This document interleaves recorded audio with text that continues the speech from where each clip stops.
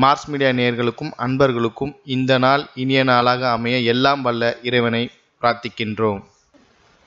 இந்த சேனல் உங்களுக்கு பிடிச்சிருந்தா மறக்காம சப்ஸ்கிரைப் பண்ணுங்க, ஷேர் பண்ணுங்க, லைக் பண்ணுங்க, கமெண்ட் பண்ணுங்க. எனதுரிமை தனுசு ராசி நேயர்களே, இந்த அருமையான பதிவில் நம்ம என்ன பார்க்க போறோம் அப்படின்னா 2025ஆம் ஆண்டு ஜனவரி மாத ராசி பலன். இனிய ஆங்கில புத்தாண்டு நல்வாழ்த்துக்கள். இந்த ஜனவரி மாதத்தில் மாத ஆரம்பம் என்று சொல்லக்கூடிய அளவில் 7-10 அதிபதி புத பகவான் ஜென்மராசியில் சூரிய பகவான் இணைந்து புதாதித்ய யோகம் பெற்று அற்புதமாக சஞ்சாரம் செய்கின்றார். அதன் மூலம் வாழ்க்கை துணை உங்களுக்கு ஆதரவாக இருப்பார்கள். உத்தியோகத்தில், தொழில், வியாபாரத்தில் நீங்கள் நினைத்த காரியங்களை அற்புதமாக செயல்படுத்தி முன்னேற்றம் அடைவீர்கள். கல்வி பயிலும் மாணவ மாணவிகள் கல்வியில் அற்புதமான ஒரு வளர்ச்சியை காண்பார்கள். எழுத்து மற்றும் அச்சுத்துறையில் இருக்கும் அன்பர்களுக்கு புதிய வாய்ப்புகள் கண்டிப்பாக வந்து சேரும்.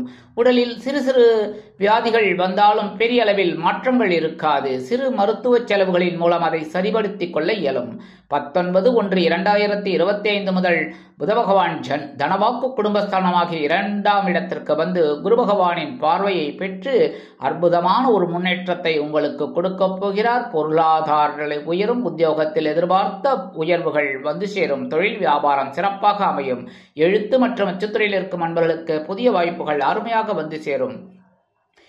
6-11 அதிபதி சுக்கிர பகவான் சகாயஸ்தானமாகிய 3ஆம் இடத்தில் இருப்பதால் எதையும் ஊதி தள்ளி அற்புதமாக செயல்படுத்துவீர்கள். தொழில் வியாபாரத்தில் அதிரடியான முன்னேற்றம் அடைவீர்கள். பகைமை மறையும், கடன் சுமை குறையும், உடல் ஆரோக்கியம் மேம்படும். அதேபோல் உடன்பிறப்புகள் அனுகூலமாக இருப்பார்கள். அதன் மூலம் உங்கள் மனதில் இருந்து வந்த சில குழப்பங்களுக்கு விடை கிடைக்கும். தொழில் வியாபாரம் அருமையாக நடைபெறுவதால் லாபங்கள் உண்டாகலாம். 28/1/2025 முதல் இந்த சுக்கிர பகவான் சுகஸ்தானமாகிய உங்கள் ராசிநாதன் குரு பகவானின் ராசியான மீன ராசிக்கு வந்து உச்சமடைந்து அற்புதமான ஒரு முன்னேற்றத்தை உங்களுக்கு அருளப் போகிறார். பொன் பொருளாடை ஆபரண சேர்க்கை உண்டாகும். உறவினர்கள் ஆதரவாக இருப்பார்கள். வெளியூர் அல்லது வெளிநாடு செல்லும் திட்டம் வெற்றி அடையும். 5-12 அதிபதி செவ்வாய் பகவான் அஷ்டம ராசியான 8ஆம் இடத்தில் நீச்சமடைந்து வக்கிரமடைந்து சஞ்சாரம் செய்கின்றார். அதன் மூலம் உடல் ஆரோக்கியத்தில் கவனம் அவசியம். எடுக்கும் காரியங்களில் சில கவனமாக இருந்தால் நல்லது. உத்தியோகத்தில், தொழில் வியாபாரத்தில் குழந்தைகளின் மூலம் சில மனக்குழப்பங்கள் இருக்கலாம். விலை உயர்ந்த பொருட்களை கையாளும் பொழுது கவனம் அவசியம். அதேபோல் வெளியூர் அல்லது வெளிநாடு செல்லும் பொழுது கவனம் கண்டிப்பாக வேண்டும். இரவு நேர பயணங்களை தவிர்ப்பது உச்சிதம். சீருடை பணியாளர்களாகிய காவல், ராணுவம், தீயணைப்புத்துறை, மருத்துவத்துறையில் வேலை பார்க்கும் அன்பர்களுக்கு எதிர்பார்க்கும் இடமாற்றம், பதவி மாற்றம், பதவி உயர்வு, சம்பள உயர்வு சற்று காலதாமதமாகி பிறகு நிறைவேறும். 18/1/2025 முதல் இந்த செவ்வாய் பகவான் வக்கிரகதியிலேயே மிதுன ராசிக்கு, அதாவது உங்களது களத்திரஸ்தானத்திற்கு வந்துவிடுகிறார். அதனால் கவனம் அவசியம். உங்கள் உடல் ஆரோக்கியத்தில் வாழ்க்கை துணையை அனுசரித்து நடந்து கொள்வது நல்லது. எல்லா விஷயங்களிலும் முன்னெச்சரிக்கை கண்டிப்பாக தேவைப்படும்.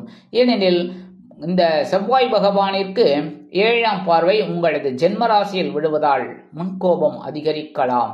அதனால் சில நேரங்களில் சில பிரச்சனைகள் உண்டாகும் என்பதால் கவனம் அவசியம். பாக்யாதிபதி சூரிய பகவான் ஜென்மராசியில் உள்ள மாத ஆரம்பத்தில் உடல் ஆரோக்கியத்தில் கவனம் எடுத்துக் கொள்ளுங்கள். அதேபோல் பேசும் வார்த்தைகளில் நிதானத்தை செயல்படுத்துவது நல்லது. உத்தியோகத்தில் கவனம் அவசியம். தொழில் வியாபாரத்தில் நிதானமான போக்கை கடைபிடிக்கவும். கூட்டாளிகளை அனுசரித்து நடந்து கொள்வது நல்லது. தந்தையாரின் உடல் ஆரோக்கியத்தில் சிறப்பு அக்கறை எடுத்துக் கொள்ளுங்கள். 14/1/2025 முதல் இந்த சூரிய பகவான் தனவாக்கு குடும்பஸ்தானமாகிய 2ஆம் இடத்திற்கு வந்து குருவின் பார்வையை பெற்று அற்புதமான ஒரு முன்னேற்றத்தை உங்களுக்கு கண்டிப்பாக கொடுக்க போகிறார். தனவரவு தாராளமாக வருவதால் பொருளாதார நிலை உயரும். வீடு, மனை, வாகனம் வாங்க போட்ட திட்டம் வெற்றி அடையும். தனவரவு தாராளமாக இருப்பதால் விலை உயர்ந்த பொருட்களை வாங்கி மகிழ்வீர்கள். கொடுத்த வாக்குறுதிகளை காப்பாற்றி மகிழும் வாய்ப்புகள் சிலருக்கு உருவாகும். குடும்பத்தினரின் தேவைகளை அருமையாக பூர்த்தி செய்து மகிழ்வீர்கள். உங்கள் ராசிநாதனும் சுகாதிபதியுமான குரு பகவான் பகைருண ரோகஸ்தானத்தில் வக்கிரகதியில் சஞ்சாரம் செய்கிறார். உத்தியோகத்தில் முன்னேற்றமான வாய்ப்புகள் உண்டாகும். தொழில் வியாபாரத்தில் நிதானமான போக்கை கடைபிடித்து முன்னேற்றம் காண்பீர்கள். இருப்பினும் தொழில் வியாபாரத்தில் கவனம் அவசியம். குரு பகவானின் பார்வை 5ஆம் பார்வையாக உங்களது ஜீவனஸ்தானத்தில் விழுவதால் ஜீவனம் விருத்தி அடையும். அடுத்தபடியாக 7ஆம் பார்வையாக அயனசேன போகஸ்தானத்தில் விழுவதால் செலவுகள் வந்த வண்ணமாகவே இருக்கும். எதிர்பாராத செலவுகளும் உங்களுக்கு வந்து சேரலாம். இருப்பினும் 9ஆம் பார்வையாக உங்களது தனவாக்கு குடும்பஸ்தானத்தை பார்ப்பதால் தனவரவு தாராளமாக வந்து சேரும். செலவுகளை அருமையாக மீட் அவுட் செய்து சமாளிப்பீர்கள். 2, 3 அதிபதி சனீஸ்வர பகவான் சகாயஸ்தானமாகிய 3ஆம் இடத்தில், அதாவது மறைவு ஸ்தானத்தில் இருக்கிறார். 3ஆம் இடம் அவ்வளவு பெரிய மறைவு என்று சொல்ல இயலாது. அதனால் உங்களுக்கு முயற்சிகளின் பேரில் முன்னேற்றத்தை கொடுப்பார். இந்த ஆயுள்காரகன், தர்மகாரகன், நீதிகாரகன் கண்டிப்பாக உங்கள் முன்னேற்றம் அருமையாக வந்து சேரும். உத்தியோகத்தில் தன்னம்பிக்கையோடு செயல்படுவீர்கள். வெற்றி வாய்ப்புகள் உங்களை தேடி வரும். தொழில் வியாபாரத்தில் அதிரடியான சில முன்னேற்றங்களை காண்பதற்கு அதிரடியான திட்டங்களை தீற்றி மகிழ்வீர்கள். அதன் மூலம் வருமானம் வந்து சேரலாம். சிலருக்கு புதிய தொழில் தொடங்கும் வாய்ப்புகள் உண்டாகும். சாயா கிரகங்கள் என்று அழைக்கப்படக்கூடிய ராகு பகவான் சுகஸ்தானமாகிய 4ஆம் இடத்தில் இருப்பதால் வெளியூர் அல்லது வெளிநாட்டு பயணங்கள் உங்களுக்கு அருமையாக நிறைவேறும். அதன் மூலம் உங்கள் வாழ்க்கையில் உங்கள் கற்பனைகள் அற்புதமாக நிஜமாக நிறைவேறும். அதன் மூலம் நிலவிற்கு மனதில் இருந்து வந்த குழப்பங்கள் அகலும். மனதில் சந்தோஷம் உண்டாகும். சிலருக்கு பொன்பொருள் ஆடை ஆபரண சேர்க்கை உண்டாகும். வீடு, மனை, வாகனம் வாங்க போட்ட திட்டம் வெற்றியடையும். வெளியூர் அல்லது வெளிநாடு சென்று படிக்க வேண்டும், உத்தியோகம் பார்க்க வேண்டும் என்று நினைக்கும் குழந்தைகளுக்கு அருமையான யோகங்கள் வந்து சேரக்கூடிய ஒரு வாய்ப்பு கண்டிப்பாக உருவாகும். அதேபோல் சிலருக்கு எடுக்கும் காரியங்கள் அற்புதமான மன நிறைவை கொடுக்கும். அடுத்தபடியாக ஞானக்காரகன் என்று அழைக்கப்படக்கூடிய கேது பகவான் ஜீவனஸ்தானத்தில் இருப்பதால் உத்தியோகத்தில், தொழில் வியாபாரத்தில் நிதானமான போக்கை கடைபிடித்து முன்னேற்றம் காண வேண்டும். அதன் மூலம் நீங்கள் எடுக்கும் காரியங்கள் அற்புதமாக நிறைவேறும். குடும்பத்தில் சிறு சிறு குழப்பங்கள் இருந்தாலும் குடும்ப ஒற்றுமை அருமையாக இருக்கும். சிலருக்கு எடுக்கும் காரியங்கள் சற்று இழுபறிக்கு பின் அருமையாக நிறைவேறும். பரிகாரமாக என்ன செய்ய வேண்டும் என்றால், எம்பெருமான் முருகப்பெருமானை செவ்வாய் கிழமைகளில் செவ்வரளி மாலை போட்டு வழிபாடு செய்துவார்கள். செவ்வாய் பகவான் அஷ்டம ஸ்தானத்தில் நீச்சமடைந்து வக்கரகதி அடைகிறார். அதன் பிறகு 18ஆம் தேதியிலிருந்து வக்கரகதியிலேயே மிதுன ராசி, அதாவது உங்கள் களத்திர ஸ்தானத்துக்கு வருவதால் கவனமாக இருப்பதற்கு செவ்வாய் பகவானை நீங்கள் வணங்க, அதாவது முருகப்பெருமானை வணங்க செவ்வாய் பகவான் உங்களுக்கு அனுகூலமாக சில முன்னேற்றங்களை கண்டிப்பாக கொடுப்பார்.